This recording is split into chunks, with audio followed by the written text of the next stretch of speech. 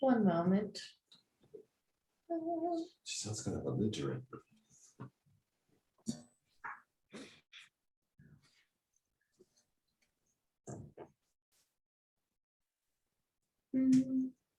Sherry.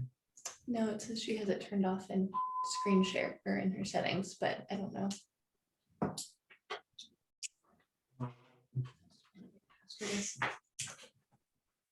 Password for what? For your laptop. Possibly.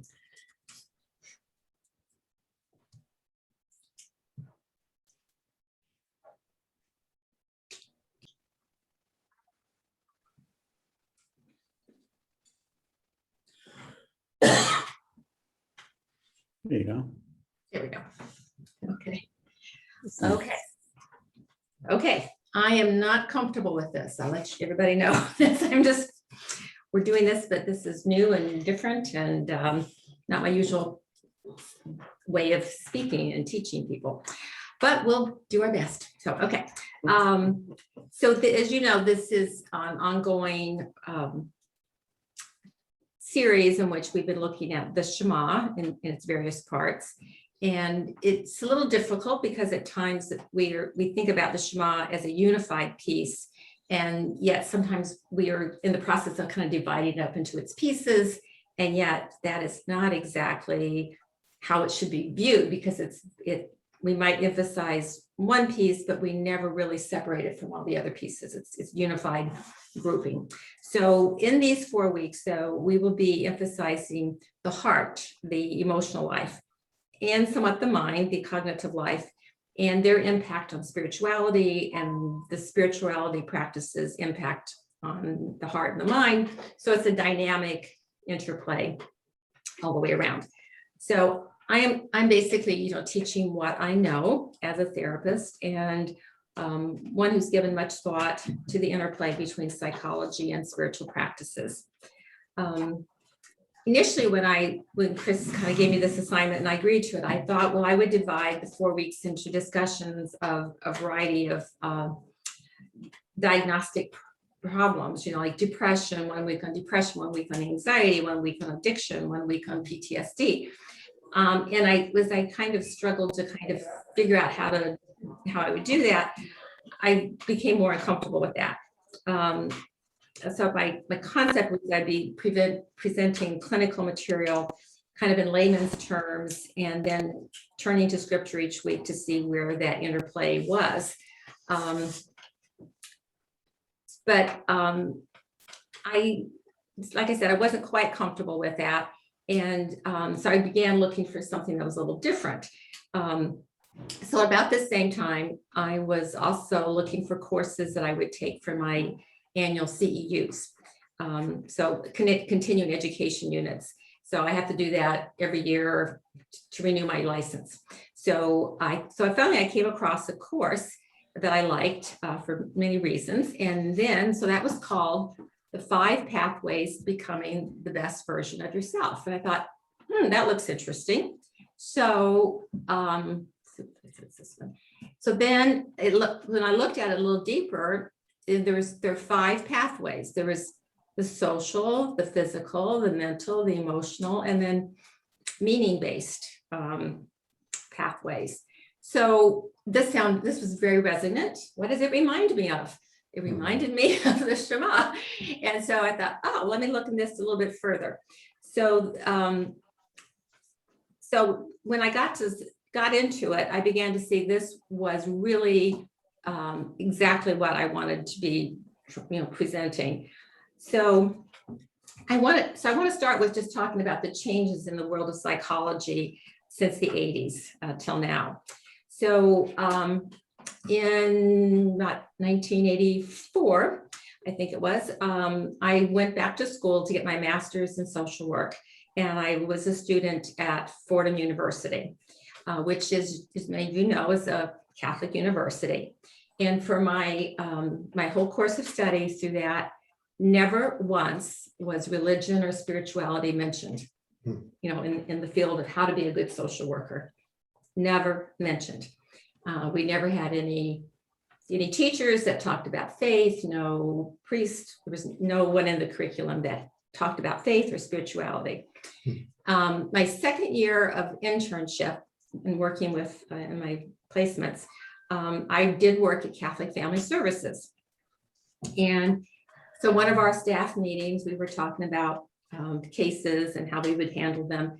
And I asked the question, and I don't remember exactly how I asked it, but I asked the question about, well, how do we bring the spiritual aspect into this? Or how do I respond to this person on a spiritual level? And I was told emphatically by my director, like it would be absolutely wrong, taboo for me to bring up anything spiritual with any of my clients.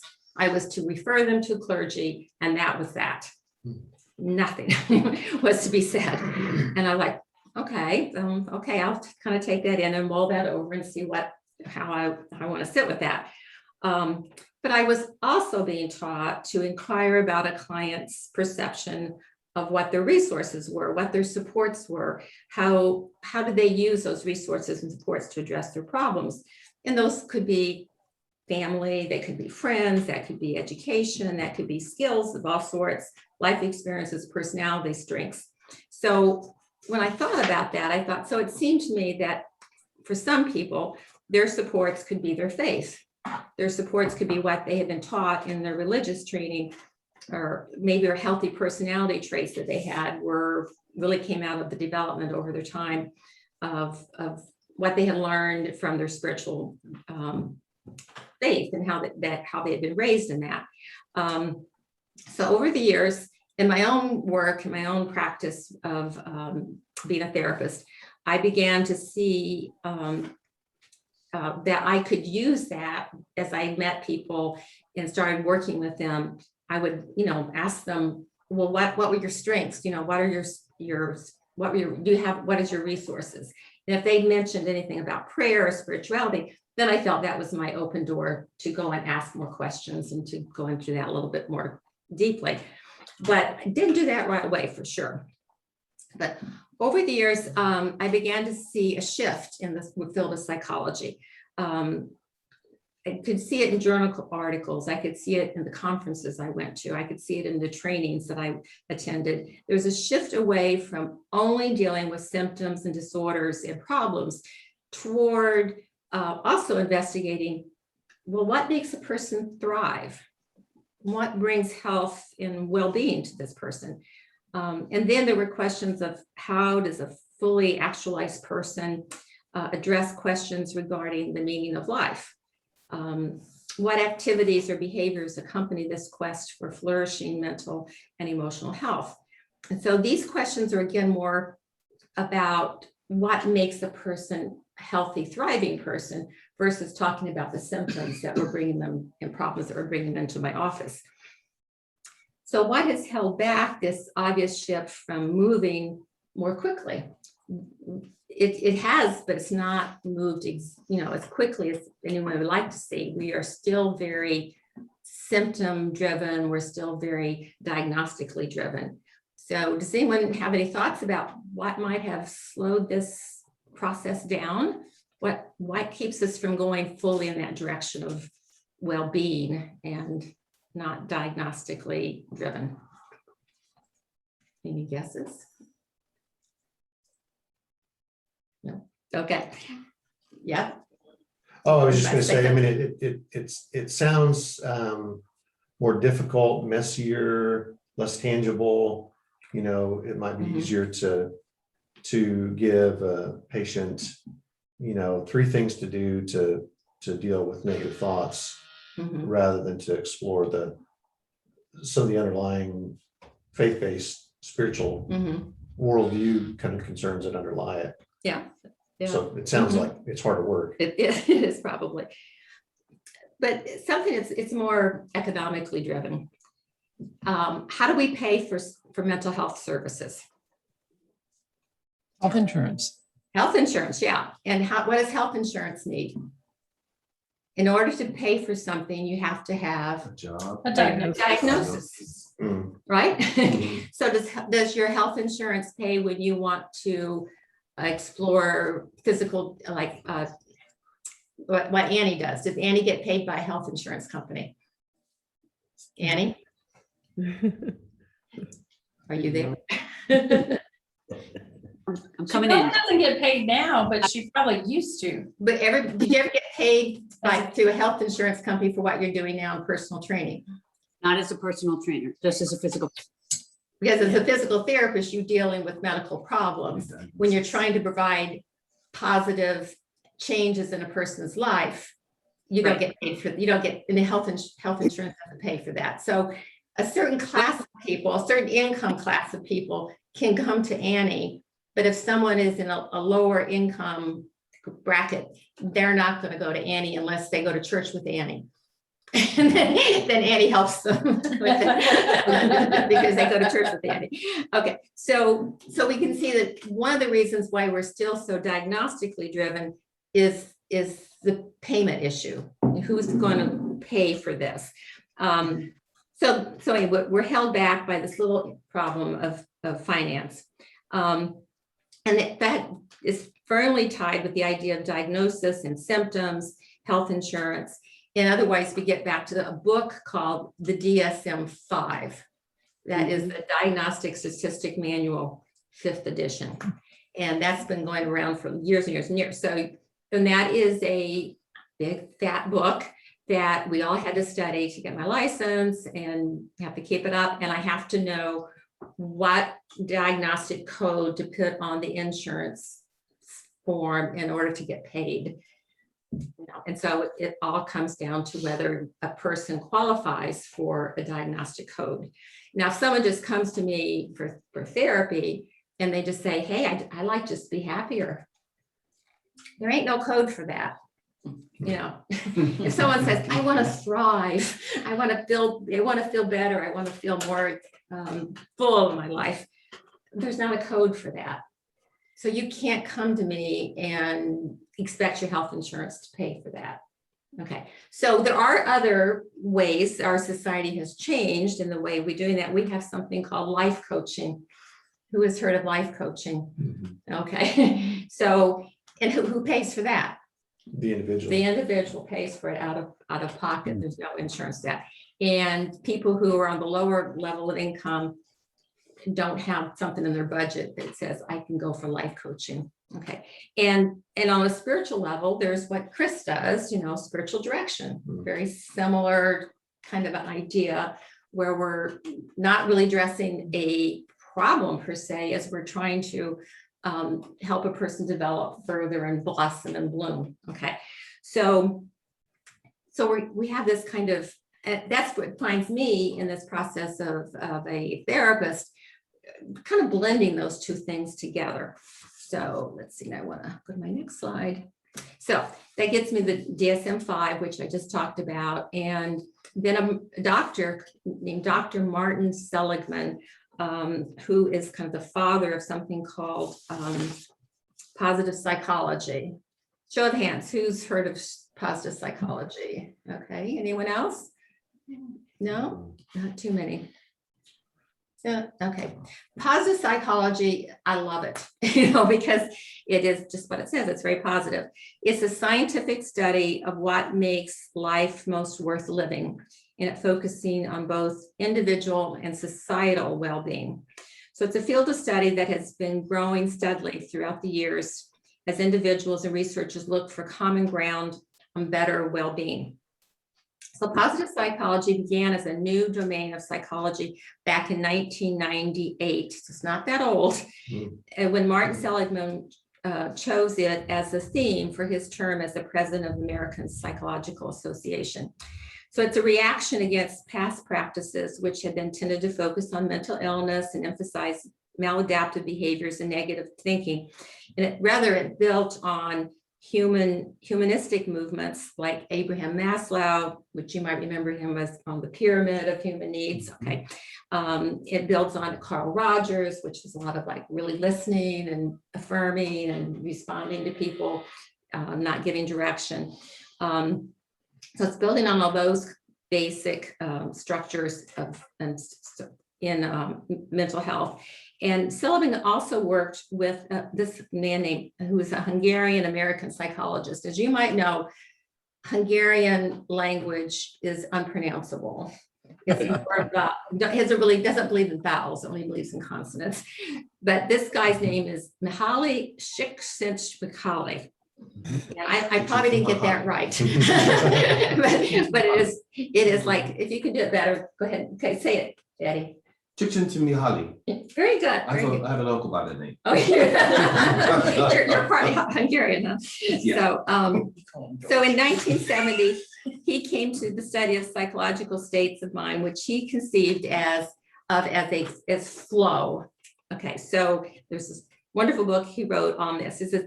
Flow is a state of mind in which a person's abilities are well matched to the task at hand, leading to an energetic and yet peaceful mind.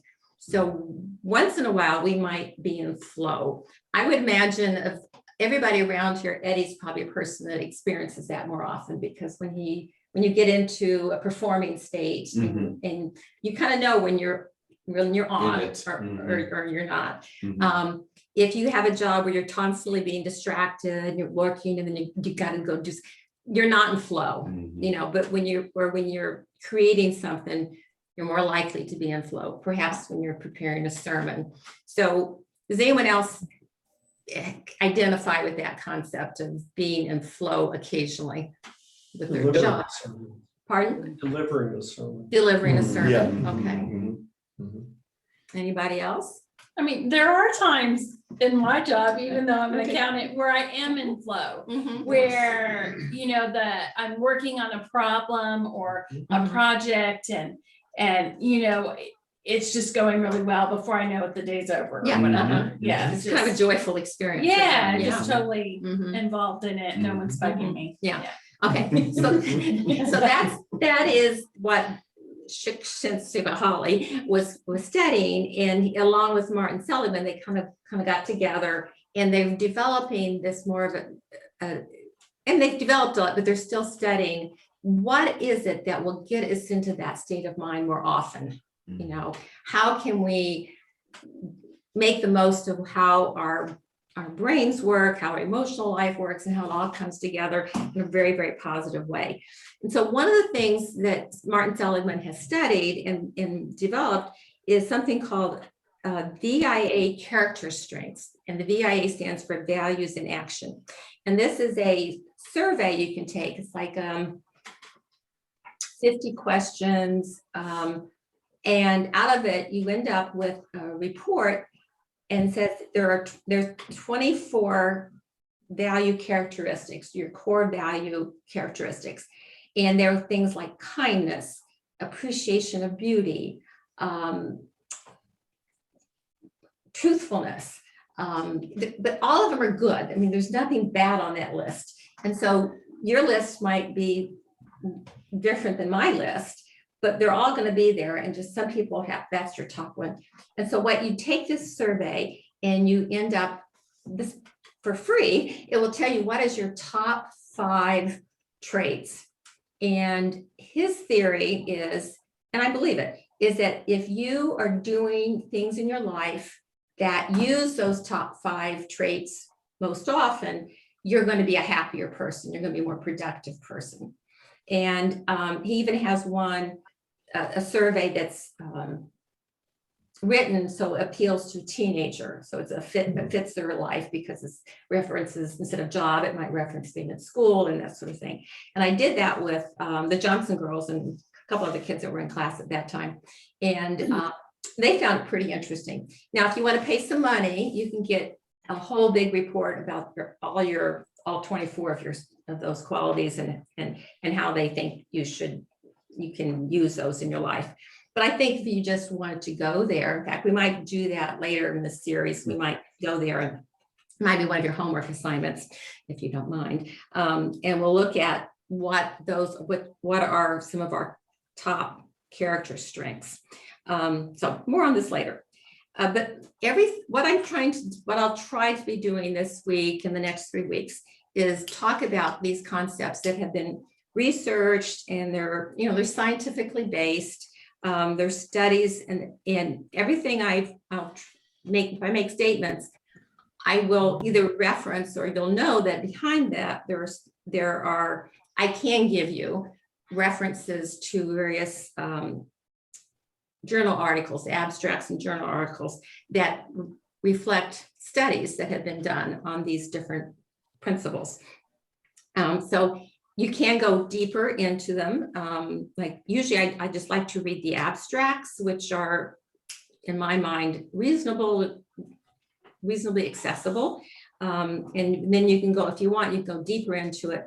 But most of us don't have the statistical analysis training to read them and really grasp exactly what.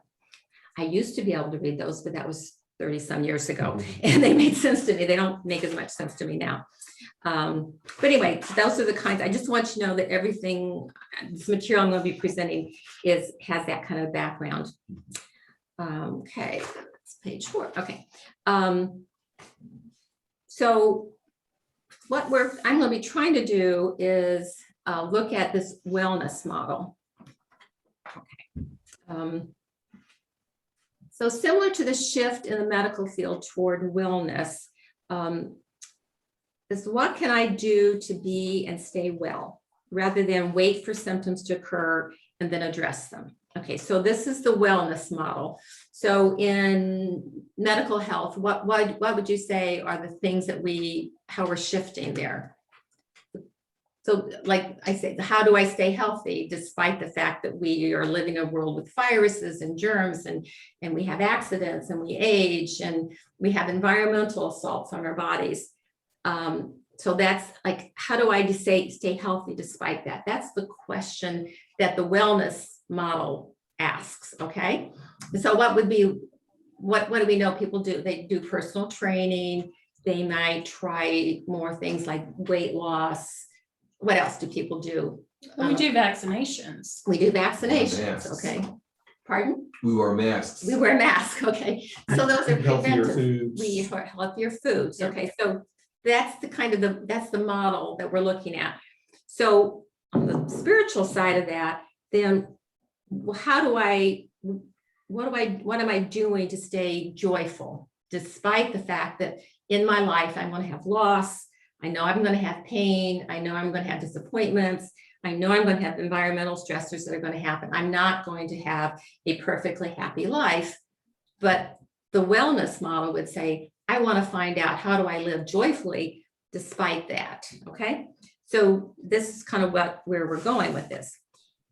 Okay, so I think in order to do this well, we have to like to have a discussion around the role of responsibility. So looking at nature versus nurture. Another way of saying that is how are we genetically driven, or do we really have free will? So the struggle's been on there. I live in that tension between those all the time. Okay. As I'm working with people, can they change? Are they capable of changing? Do they have the genetic makeup to change? Have they been so molded and fixed by their experiences in life that is change even possible? How responsible are people for where they are in their lives? So let's have a little bit of a discussion about that, because I think it's going to affect how we look at some of the other issues we'll be dealing with. So let's look at it from the perspective, let's think about maybe which Christian characteristics align with each aspect of this dynamic. Okay, so think about maybe a fruits of the spirit. Okay. Think of a fruit of the spirit, and where does it fall between nature and nurture, between being genetically driven and free will? Well, we could pick joy. Okay. And we could say, on one hand, a person might be genetically disposed toward depression. Mm-hmm. And so, but on the other side, we could say that there's still some intentional things that they could do to cultivate joy. Right. Okay. With that. Yes, Yeah. exactly. Okay. Others?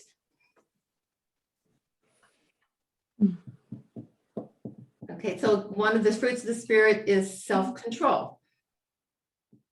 And we all know, maybe you struggle with that maybe that's something one struggles with themselves. Maybe someone says, I am just always procrastinating. I don't have much self-control because I can't seem to get That's who I myself am. organized and what, pardon?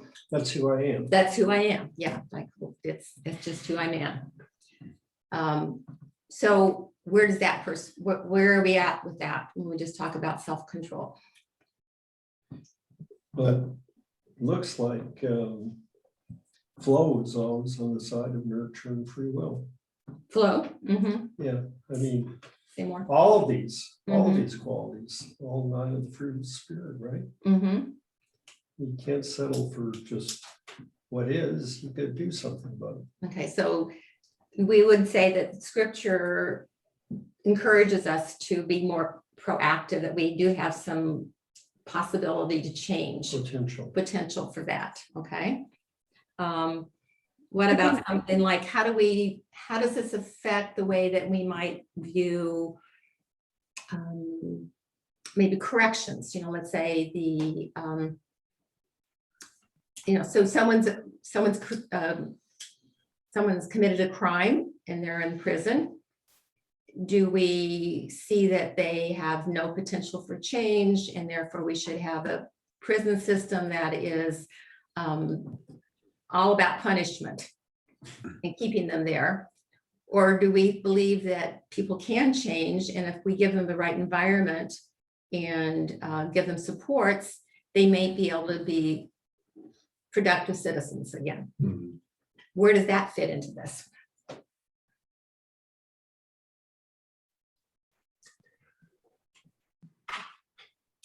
It seems like it fits in with everything else we've talked about, that people should be able to, have, in the condition, in the situation you're talking about there, people don't seem to have enough choice to change their life or enough room. Everything is so punitive. I mean, if we think we can change, then we should be allowing others to change. Okay. I think genetics play a larger role in people's behavior than we think. It's much stronger, because alcoholism and all kinds of issues run through families, and people are just predisposed, to certain things. And with regard to the prison system, who knows what kinds of things are tracking in people's lives, and then you add systemic racism and stuff to add to that. It's like a loop that just plays over and over again, year after year, generation after generation. And I've even seen that in my own family, where I have I can see several tracks of family members, and I'm old enough now to see some of the beginnings of certain things that are playing out in second and third generations, and people aren't even aware of it. Yeah. When I was growing up, old people would look at me and say, I know more about you than you know about yourself. And I hated that, because it was like, how is that possible? It is possible. Because they could They see knew something of your family lineage. Yeah. So as psychology has changed over the years, I don't know what they're teaching in school these days about Freudian issues and so forth. But I do know that if you're in school now, you're learning a lot about neurosciences. You're learning a lot about the brain, and you're learning about brain structures and how the brain works. And those are, because I know in the last 10 or 15 years, every workshop I went to, every conference I went to, it was a lot about the neurosciences and how the brain acts and interacts. And so we'll be hearing some things about that too. And so that kind of goes, okay, there's genetics, there's the brain is part of our bodies, and that they have problems. And so some of the schizophrenia, we might look at that as a behavioral problem. That used to be a mother problem. mothers were blamed for schizophrenia. And so that was kind of in the idea of the mother was a poor nurturer, and therefore that developed schizophrenics. Okay, that is really interesting, because oftentimes with gay kids, they blame the parents. Okay. That That's is interesting. very interesting. But now the science of it is that we know about neuroscience, that there is a process called neural pruning. The neurons in the brain are pruned at various times in our lives. That happens in utero. It happens at about age 2, which is about, it kind of coincides with problems. We have a lot of autistic children showing up around that age 2. And it happens again during puberty. And that's where we see, some of the changes that happen in children. And then in the early 20s, and that's where we see schizophrenia. People are diagnosed with schizophrenia in the early 20s. So we have someone starting to hallucinating in like their late teens into early 20s. That is because of brain changes that have happened. It's something has gone physically wrong with how that brain is developing in the 20s. That's The very mothers are interesting. responsible, right? And that, and who was responsible? Mother. And that was the mother's fault. Yes. She didn't, she was a cold, frigid mother. So that's what we've been told. That's that was where the science was at that time. And now we know a lot more about it. So I want us to kind of, as we go through this, looking at the psychology of of the Shema, how do we act in the world? How do we behave in the world? How do we develop and become the best person we can be in the world, in our spiritual life? I think we need to take all these sorts of things into consideration as well, but we want to keep them kind of balanced as well. Okay, any comments, thoughts? Annie? I saw. No, I just saw. Okay. I mean, I look at this list and I see an enormous need for grace. I mean, because, we are genetically driven, and to live at peace with, somewhat to live at peace with my own how I'm genetically driven, but also to learn to live at peace with somebody else. They're genetically driven. I mean, they have some control, but they don't have full control. And I have to extend grace. I look at the nurture side and say the fruits of the spirit, and well, I need to accomplish those, and I succeed partially and sporadically. And so where does grace? I mean, fortunately, the Christian message is going to bring in grace, which is going to interweave with this in ways that I don't know. Does psychology even know that? Yeah. Well, we would probably talk more about compassion for ourselves, compassion for others. So grace isn't a very psychological term, but compassion certainly is. So. Debbie, I have a thought. When we talk about, say, something that's genetically driven, or the nature, or you can know something. You can know you have a genetic disposition towards something, or you can know that is my nature. But and I think this is where you pull in that spiritual piece. It's really a piece. It's what you believe, right? So I know I have a genetic predisposition for arthritis, but it's, do I believe whether or not that arthritis is going to seal the deal in terms of what and who I can be, or do I believe that I can overcome that? So I think that's where the spirituality seems to intercede between those two pieces, and the piece that will supersede that will be that concept of belief. And I think that's where the spirituality can really bolster that.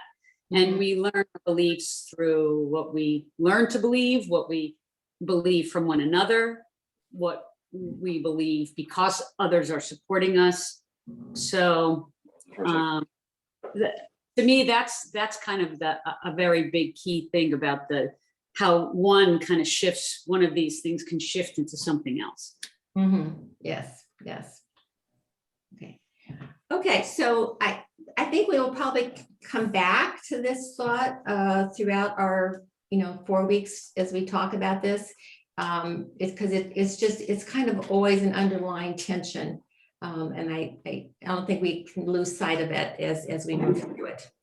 Okay, so if we go back to that first screen I did, or Julia did for me, the 5 pathways, we have the social pathway. And so we're going to start with that, then we'll move into the physical, mental, emotional, and meaning-based. Okay, so, social. So the social pathway, the first of the 5 pathways, is so important. So without social relationships, what do we have? We just experience loneliness. There was a survey that was done in 2020, so not long ago, the first fall of the pandemic. And it was done of American adults. I found out that 36% of the respondents reported serious loneliness, feeling lonely frequently or almost all the time or all the time. 36%, a third of the people were feeling lonely some of the time or almost all the time. And they were asking in the 4 weeks prior of taking that survey. This included 61% of the people aged 16 to 25. 51% of mothers with young children felt lonely frequently or almost all the time, or all the time.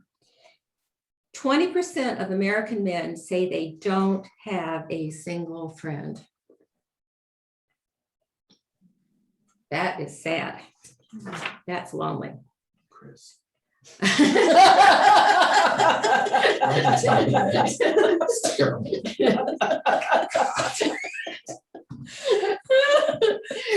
they hear what Eddie said online? Did you hear online what he said? Eddie said. I said, Chris, not a single friend.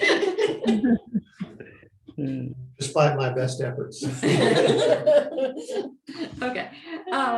So in 2021, 80% of college students say that COVID had negatively impacted their mental health, and 80% reported that they are currently lonely or isolated.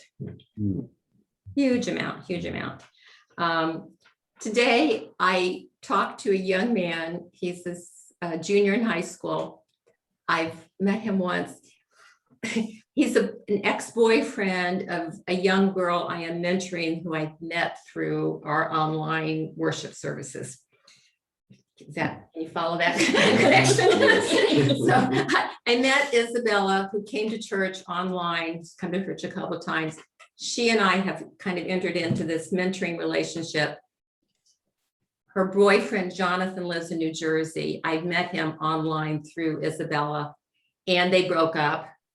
And he's reaching out to me. You got a kid who's a junior in high school and he's reaching out to me, who's only met a couple times. You better bet I respond to him, because you know what? He could be suicidal. Yeah. So, and it just kind of boggles my mind that would be the case. But anyway, I mean, that me of all people, but that's what he's doing. And that says something about the dearth of people in his life that he could reach out to in dealing with this. So it is dangerous to be persistently lonely. And I want to differentiate, this is not the same thing as being alone. Voluntary and sought after solitude is a good thing. But when you don't seek it out and it's not a choice, it's a very dangerous thing. In fact, social relationships, or the lack of them, have a huge impact on one's physical health. So a woman named Susan Pinker has done very thorough research in 2014. It's something, and it came with the book. Was there a slide on this? I think there is. No, not yet. On something called the Village Effect. I think she's doing it on purpose. But I lose something? Is this the slide you want to be No, on? I'm not ready for that yet. I Okay. was thinking I was, but I'm not. So anyway, this woman, Susan Pinker, done this research on social relationships. She says they create a biological force field against disease. So think of your relationships as a biological force field against disease. So her basic premise is that people are medicine. And without people in our lives, we are in danger. Loneliness increases the likelihood of mortality by 26%. It may encourage dementia. It increases stress and inflammation. Now, I got a comment here is that this is a correlation. It is not a cause and effect. Do we understand the difference between correlation and cause and effect? I think most of us on the screen probably do. So sometimes we have to rely on correlation because it would be unethical to do a study to get a cause and effect. You know, you can't isolate a group of people and say, okay, we're going to do the study on you, we're going to isolate you, and that could kill you. You know, you can't do that, and you can't, in order to really do a thorough study, you would have to do something that's really not practical or feasible or ethical. And so we can just gather what is a correlation. We can look at this, we can look at that and say, well, there's so many people that experience that and they experience that. And it looks like a strong correlation. But I want to comment, that's not the same thing as saying this caused that. Okay, so I'm trying to be fair with the information. Lonely people perceive life as more stressful, even if it objectively isn't. So this study would say that, I'll say, okay, we'll use Kendra's.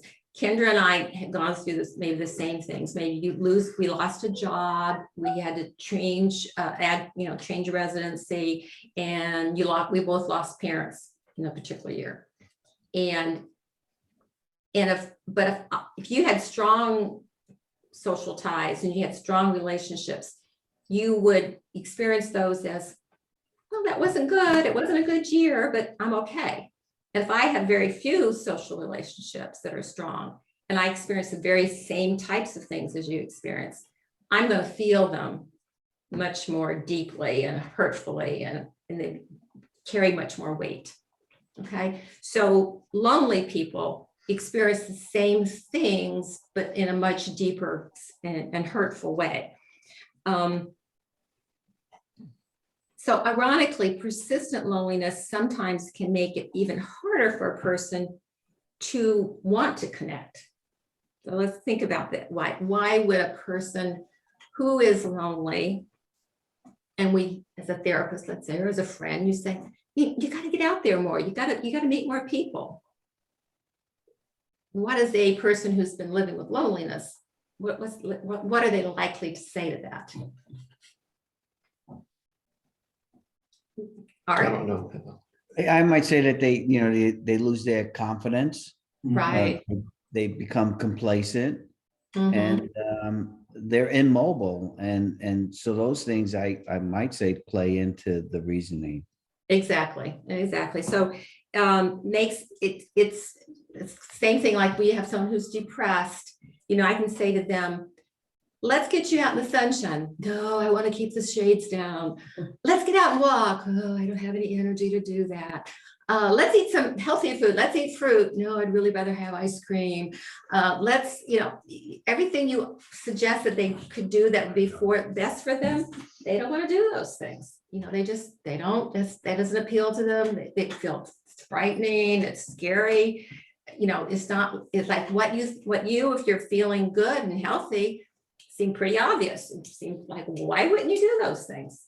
And it's the last thing that a depressed person wants to do, and find it pretty hard to do.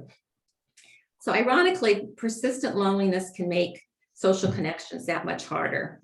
And there's more high stakes, like let's say you're kind of socially and you're been isolated a long time, and you gotta go, I don't know if I don't go in that room and talk to those people. I might say something wrong. And your anxiety then makes you actually say the wrong thing, and so it's a hard circle to get outside of. So we're getting towards the end. Okay. so they have a perception they're going to be social rejection. Let's talk about what it feels like to have this perception of social rejection. I think you mentioned this in a sermon recently. What does it feel like to be left out? To be told, let's say, maybe everybody had this experience as a kid, like you weren't really good at something, and so teams are drawn up and you're the last person picked to join a team. Kids don't want to play with you. We know what that feeling of rejection is. Or you hear that some of your friends are getting together and they were going to go out to the movies and they didn't invite you to go along. Okay, we all have those experiences here or there at some place, but some people experience that a lot more than others. So what does that look like in the brain? What does the brain look like when it's been socially, that person has been socially rejected? Well, they have studied that. So there's MRIs, and there's something called an fMRI, which is a functional MRI, and that's when, like when my brain gets MRI'd for my MS stuff, it just shows white and black and blah, blah, blah. It's not in color. An fMRI is in color, and different parts of the brain actually light up. And there's yellow and green, blah, blah. I don't know what all those colors I've seen mean. that on TV. You've seen them on TV. Most of you. Okay. And but it shows, and so you get somebody, they actually have put people in the tube, the MRI tube, and ask them to play a video game. And so they're playing a video game, they can see this. And while the video game is that they assume that there are several people playing in this game with them, and a ball is being passed around. The idea is just pass this ball around. And the person they're studying doesn't know it, but the ball is never going to get passed to them. Everyone else is having a good time passing the ball around, and the ball never comes to them. Okay. And that shows up in their brain. And it shows up exactly where you feel physical pain. These two pieces of the brain are right next to each other. They function that way. So when you feel rejection, you are feeling physical pain, because that's right where the brain experiences that. And so they did another one kind of similar, trying to understanding this a bit more. Another experiment asked people to relive an experience of being dumped. So okay, let's go back to, I think this was college age students. College age students are studied more than any other group of people in the world. Put them in the MRI, the functional MRIs tube, and you'll say, okay, we're going to take you through this, these thoughts. Remember when Johnny broke up with you? What was that like? What was said? What happened? How did you feel? What was the effect? What was the impact? And you kind of have this little session with the person in the tube, and the brain lights up in the same way. It's the same thing as having physical pain. So when someone is feeling alone and rejected, it is physical pain. And I think that's one of the reasons we use terms like a broken heart, because it is very physical in that experience. Okay, so that was page 7. I'm on page 8. Okay. But the paradox is that as painful as relationships can be, other people can either be a great sense of joy, and they can bring us. We need people in our lives. We thrive on having people that they protect us, and yet they can also be the biggest pains in our life. So that's the paradox of the dynamic of all that. So how can we capitalize on the aspects of relationships that bring us joy and bring us love? So why is social life is so important? Because we are evolutionary, and we're going back to this idea, we're evolutionarily hardwired to connect. We were created, and I would say we were created by God to be social. And we can say that is one of the drives that we have in life, is to be social.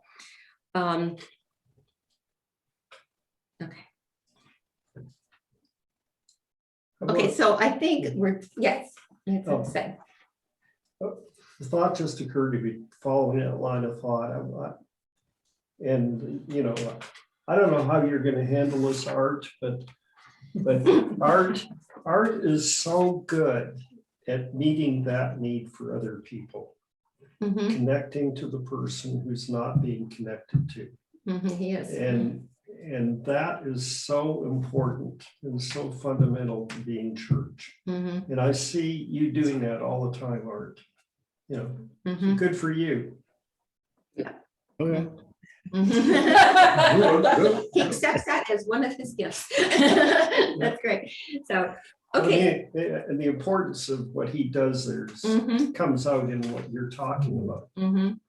Okay, so what we're gonna be doing, and I'm not really good at figuring out how much discussion we're gonna have, and so I don't have a beginning and ending for each lesson.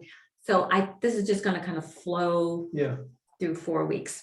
Oh, Okay, so we're gonna pick up on the question about why it is that, why does it we need each other? You know, what is the positive things of why we need each other and how we can be in better relationships. So basically, right, this little next section will be looking at in the Shema, like loving our neighbors as ourselves, because we need each other. I love myself when I love you. Yeah. And you're loving me is your way, you're getting love back too. So we need this, we need each other in this process. Okay, so that's where we are. We're gonna continue to have a good time. All right, thank you. It was very interesting. Good. I learned lots of things. So